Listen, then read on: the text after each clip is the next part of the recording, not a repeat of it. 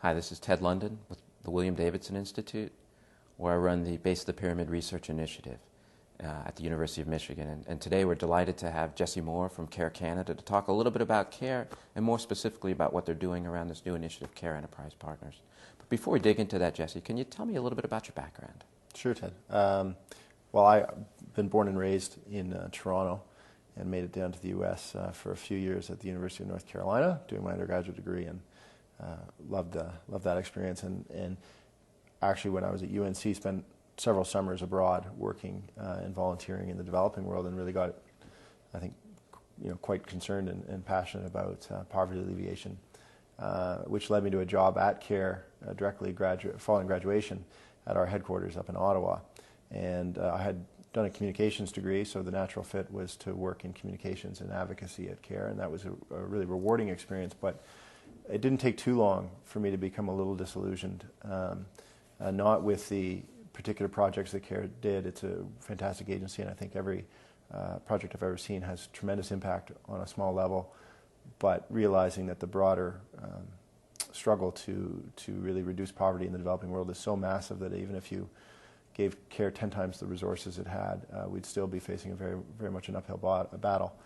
And somehow the greater market forces had to be brought to bear, and that aid alone won't save the world. That really only the market and innovation will.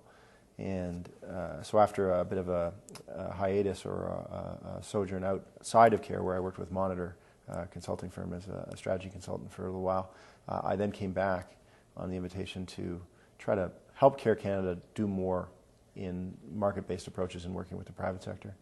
And 3 years later, we're here with CARE Enterprise Partners. So before we dig into CARE Enterprise Partners, tell me a little bit more about CARE as an institution, just some background. What's their focus, and what is CARE Canada's role within the CARE Federation? CARE is one of the oldest, largest, and I think most established and reputable agencies doing international poverty alleviation around the world. Traditionally, we've seen sort of two sides of our work, and the first is the relief side, and that originated with the CARE package, so in 1945, long before my time. But school children and civilians here in the U.S. and also in Canada put together packages of relief aid to be transported over to World War II victims, folks who were suffering in the wake of that. And from that legacy built, the CARE system that started to replicate around the world. So the Canadian division started in '46, and then Australians and French and Americans and others followed in time. And through that course of several decades, you saw the beginnings of a development-focused agency. So once you've done humanitarian work in a disaster zone, following that with economic rehabilitation and access to education and gender empowerment, all these sort of issues. So today you've got a group of a federation of 12 members and operations in about 60 poor countries.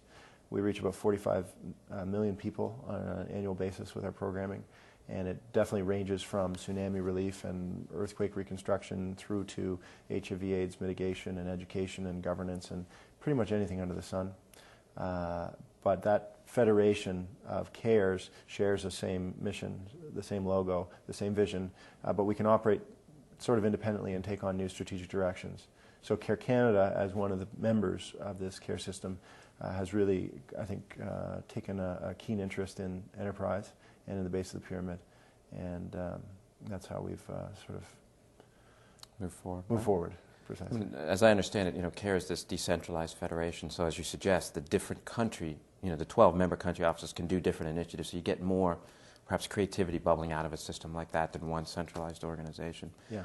And it sounds like CARE has moved through this kind of thought about development, where it was first relief, care packages after World War II, to the survivors to kind of help them just get reestablished, to moving to the kind of developing world and thinking about projects, but much more in a donation-based approach, right? Where we get money, we run a project. Right. When the money runs out, it's not clear exactly what happens to the project. Some remain, some wind up. To now beginning to think about this idea of the role of enterprise and markets in poverty alleviation. And that, as I understand it, led to the development of CARE Enterprise Partners. Is that reasonable? That's reasonable. Absolutely. I think the big trend or development in development, which has sparked our thinking and many people's thinking, and I think also a lot of the BOP thinking, is microfinance. which really, for the first time, took a business approach to very, very poor people and trying to provide greater opportunity for them to help themselves, providing small loans to rural women in Bangladesh to start their own little activities. And that demonstrated both that there's massive appetite for entrepreneurship, at the base of the pyramid, and two, that it's not easy, but over time, the methods and the approaches by which we can successfully, sustainably provide services to the poor and get them into business are available to us. It's just a matter of sort of innovatively bringing the best and I think the capacity of the social sector and the private sector together. Microfinance would not make sense or be possible if it wasn't for convergence between sort of the social community and the banking community. There still remains a lack of credit rating agencies for poor women in rural Bangladesh, and you don't get efficiencies and economies of scale for lending $50 to a woman because it's just too small. But by pooling those people together in lending groups, we develop both social collateral systems and the efficiencies of a model that now can work worldwide. And what Care Enterprise Partners is, if nothing else, is our facility to engage with business and trying to figure out different models like microfinance that can help us bring the same opportunities that are available to us that we take for granted to folks in the developing world who really don't even have the chance to get onto the capitalist elevator, if you will. They're so far beneath the conventional radar of our economy that they're not even given a chance. So what we're talking about is maybe a model of development that really uses the power of the markets, perhaps. We know there are pros and cons. We'll talk about that, but that's kind of the philosophy. It's certainly a market-based approach. Market-based. Now, why? Tell me a little more. why do you think CARE is good at this, or particularly CARE Canada, and what's the structure you set up to kind of pursue this initiative, the CARE Enterprise Partners? CARE is good at it for a couple of reasons. One is we're experienced and we're in the BOP.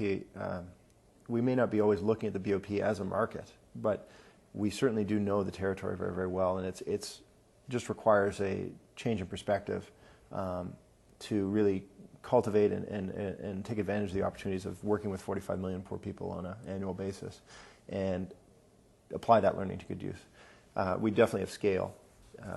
We're operating in 60 countries. We have over 15,000 staff, and 99% of those staff are local to the countries where they work. So if you go to Afghanistan, CARE's got, I think, 2 staff that aren't Afghani and 698 of them from Afghanistan. They sure know the territory very well, and I think that's an important value add.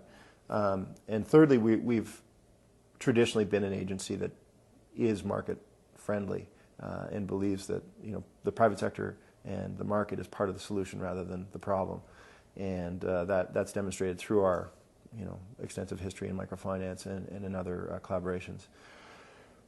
But Care Enterprise Partners, I guess, was our answer to the fact that even with that in mind, even with those assets and that initiative and potential, we really needed to separate out and build a facility that would be purely focused on this, because it requires, even to CARE, slightly different skill sets. Some would say even drastically different skill sets and perspectives. Again, that build off of what we've already done, but that take it to a different level. And I think the biggest thing is really that we needed a different form of capital. So as we begin to work in markets, you can't do that with grant money all the time, and you need to start to think about being an active investor and owning pieces of businesses in ways that, and changing those businesses in ways that you think best take advantage of the opportunities that the BOP represent, and certainly to the benefit of the poor and to the environment and those sort of things. So CARE has, through Care Enterprise Partners, raised the initial sort of pilot fund of what's called the CARE Venture Fund. And we anticipate that growing from what is $2 million today to probably well over $10 million or $20 million in the next 5 years. And that's just out of Canada. There's a great appetite for this from our donor segment. And so what they do is they give us a donation, they take their tax receipt, but our promise to them is to treat their donation rather than as a grant, as investment capital. And we'll loan that out, or we'll take equity stakes in new companies that we think could have great promise for helping the poor. Can you talk a little bit more specifically about what you're doing with you've got some money and you're going to make investments. Mm-hmm. You know, how does that process work, and what do you hope to achieve as you go through that? Sure. Well, I think a lot of the ideas, a lot of the investments we're going to take in the first year coming up here, 2006, when we're really getting going, this will sort of tell the tale. But our hunch is that there's so much potential within the care system that most of the investments will bubble up from our own programs. For instance, I was in Peru back in the end of August, and the Care Peru team has led this wonderful project over the past decade up in the central area of Peru, working with a lot of poor farmers. And that project's taken a lot of different issues and tried to work with things like governance and access to education and health care. But part of what its work has been to do is to help farmers increase their yields and to grow more, I guess it was grains by and large, and also spinach. There was an area where there was a lot of women that wanted to get into the spinach growing business, partly to feed themselves, but as they grow a surplus, Care Peru is trying to think, okay, well, how do we help you commercialize and take your products to market? And so Care Peru has begun to encourage spin-offs. Some of its own staff have left to start little side companies that facilitate access to market by providing the inputs for these spinach farmers, say, on the one side, and then on the back end offering a guaranteed buyback, and then they take those products down to supermarkets in Lima for sale. But there's been a bit of a gap because Care's conventional work and ability stops at a certain point, which is, once that staff member goes and starts their company, they're sort of on their own. And what we're saying is, well, that's a real shame. We should be encouraging actually people who are seeing an opportunity to build a sustainable response to this market opportunity, and we want to capitalize them to do that. So in Peru, I'll be back there in January, but we'll be putting down some investment money that'll be available to those kind of folks to start new businesses, small businesses that'll facilitate access for farmers to markets. And we'll be doing that all over the world. We don't have a geographic focus. What our strategy is to date is to really almost only cherry pick, or in other words, take the low-hanging fruit from within the care world and really work with the staff and the programs that have shown the greatest promise. We'll certainly be working in India, probably in Indonesia, where we've started a seaweed manufacturing facility, and certainly in East Africa. So we've already started a company in Kenya called VegCare, which does much like what I've described in Peru, but with Asian vegetables sold to the UK. So 24 hours after picking in Kibwezi, Kenya, you can buy chilies in Tesco in London, and that's a big success for us. And there are a bunch of other ideas that we have running around in East Africa. I mean, to summarize, see if I'm correct. I mean, it sounds like there are two things. One, there's a lot of interesting activities already going on within the care network that you want to maybe amplify more strongly. That's right. And the role that I see this as being, if I use kind of two words, would be kind of a strategic bridge, where there's some activities that are happening at the base of the pyramid. Farmers are growing different crops, and then there's a market in the formal economy. That's right. And there's not a connection between the two. That's right. Partially because the formal economy doesn't really know what's going on in the informal economy, and partially because the informal economy, if you look at individual farmers, is very dispersed, and there's not a lot of aggregate selling power.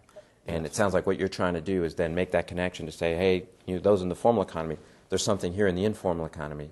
And for you in the informal economy, let's talk about how you can aggregate this together to create a supply that could be attractive to the formal economy. Absolutely. And in the classic sort of BOP sense, all of these opportunities should be clear win-wins once they're demonstrated, but they do require a bridge, as you say. And the bridge comes in two ways. I sort of believe that there's a vicious, non-reinforcing circle going on right now.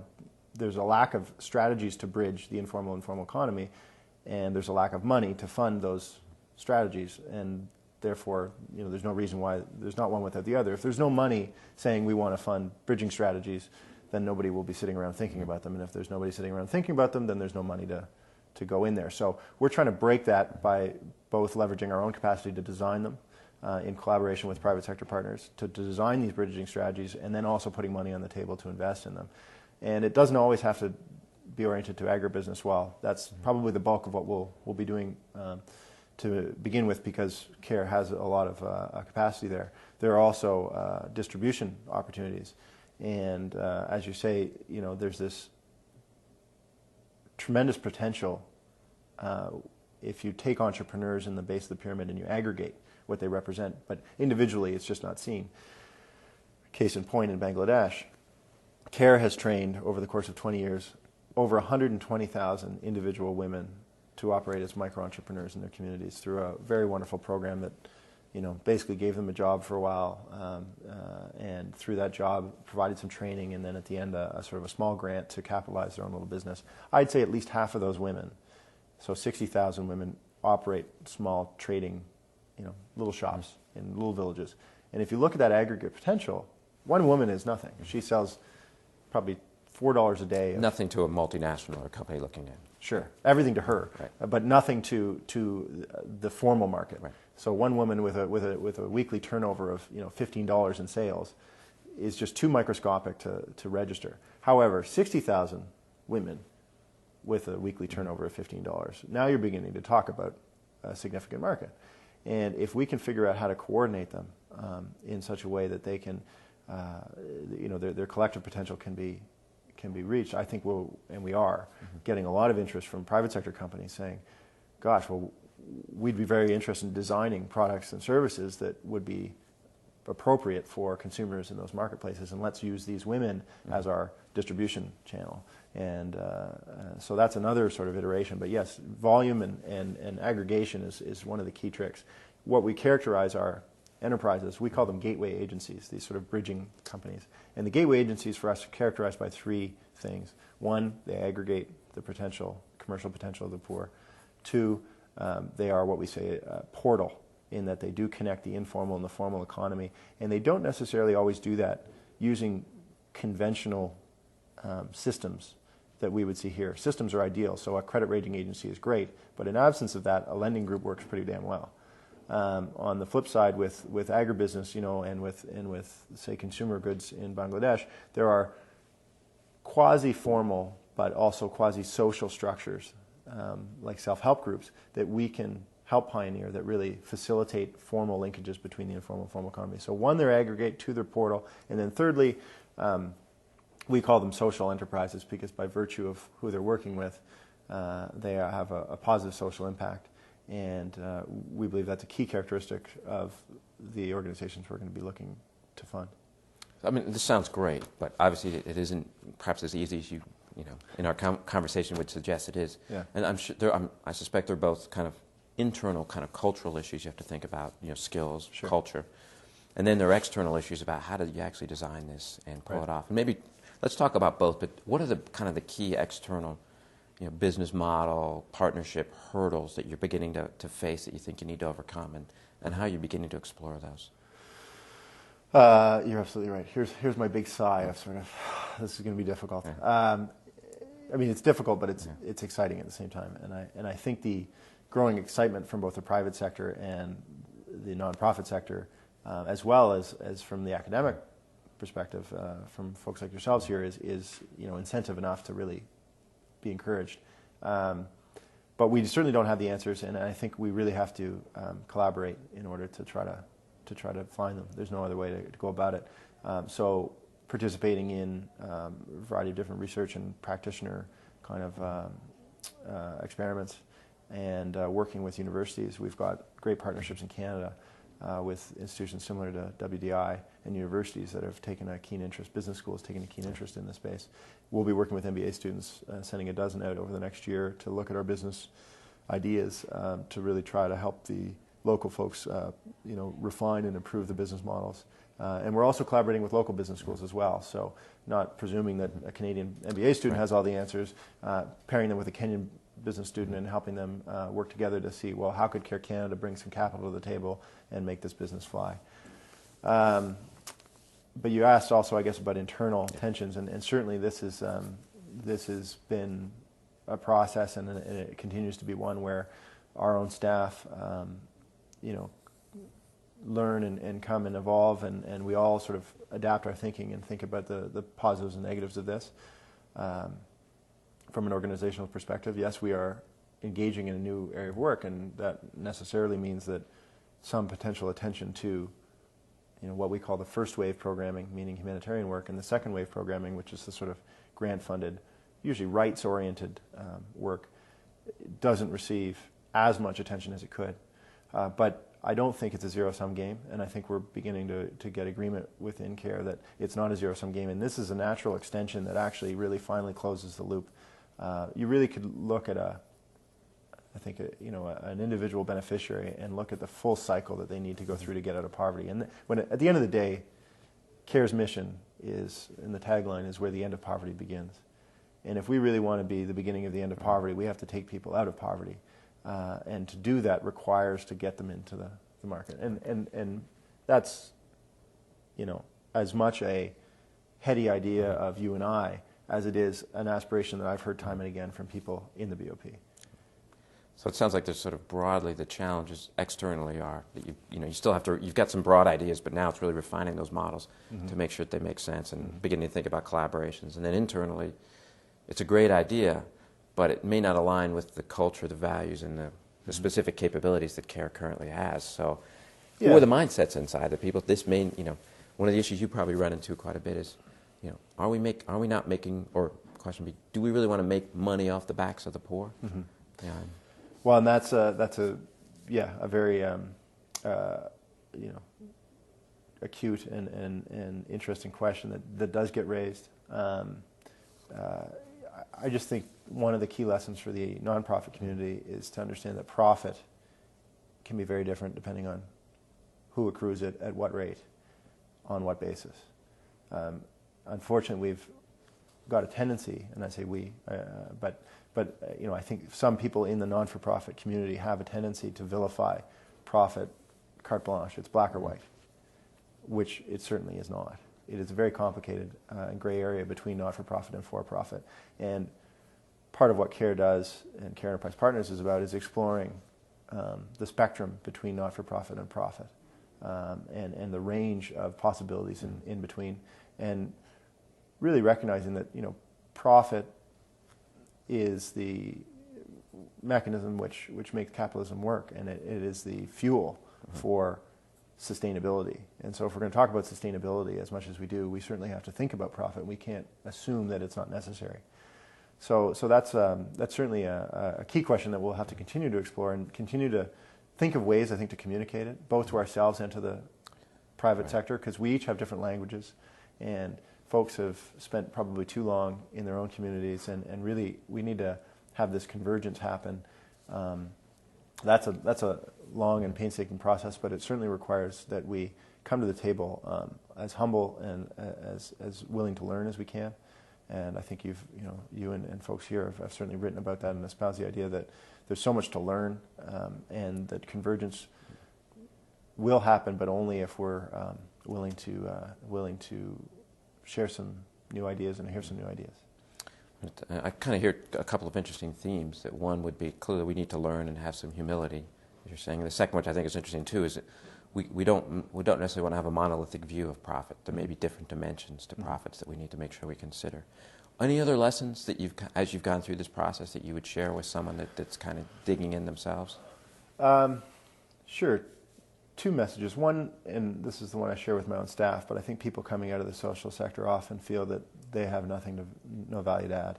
And in a for-profit venture. That's right. Okay. Sorry. And yeah, that's a huge fallacy. I think anybody who has any knowledge of the base of the pyramid, and be it, it doesn't matter what type of expertise, if it's knowledge of how HIV/AIDS gets spreads, or sort of gender empowerment and democratization and education, all these types of things really actually have a great sort of impact on building sustainable business in the base of the pyramid. We have one colleague who's a brilliant expert in Canada. She's one of the leading people on health and HIV/AIDS in terms of international development. And I think initially, I wouldn't say she was suspicious, but I don't think she felt that CARE Enterprise Partners and this type of work, this third wave programming, really was for her. But we've sought her out and really engaged her in a bunch of different business ideas, and it's amazing the types of innovative thinking that can come when we engage her, and when we get her perspective. She's really adding a ton of value, and there's a business model we're now thinking of pushing forward on in Kenya around distribution of health products, and she's really brought in some very key perspectives which have helped that, I think, idea come to bear. The second thing, and this is more to I think the business students and the entrepreneurs who are thinking about the base of the pyramid, is we need, the whole space needs entrepreneurship. I mean, there's so much opportunity, and I think a lot of people are sort of stepping in very cautiously and waiting for institutional support even from CARE or from, development donors of the World Bank or big companies, and trying to find jobs within organizations like ours or Procter & Gamble or Unilever. I don't think the BOP space is going to be best explored by big agencies. I mean, I hope that CARE can be at the forefront as a big agency, and I think we have a lot to leverage, but the lessons learned and the experiments and the excitement will really come from people being entrepreneurial and getting out there and taking risks. And so I think I really encourage anybody with an idea, as harebrained as it may seem, to go out there and give it a try and dive in. Absolutely dive in. Yeah, I mean, I would tend to agree with you. I don't think it's an either or. I believe that, as you'd suggest, there's huge space for entrepreneurs individually. There's opportunities for NGOs. There's opportunities for companies. And clearly, there's a lot of entrepreneurship already happening at the base of the pyramid, as you suggest. So we need to figure out how to amplify that in ways that can be productive for all the parties involved. Yeah. Any last comments you'd like to make around our discussion, something we haven't covered, or some interesting ideas that might be useful as we wrap this discussion up? Well, I think there's a few markets that'll be especially interesting in the coming years. I think one is carbon trading in the carbon market, and should it continue to build as it's slated to, the global. I mean, as a global market, basically what we're going to be funding and paying for is for people to convert from carbon negative to carbon positive fuel sources.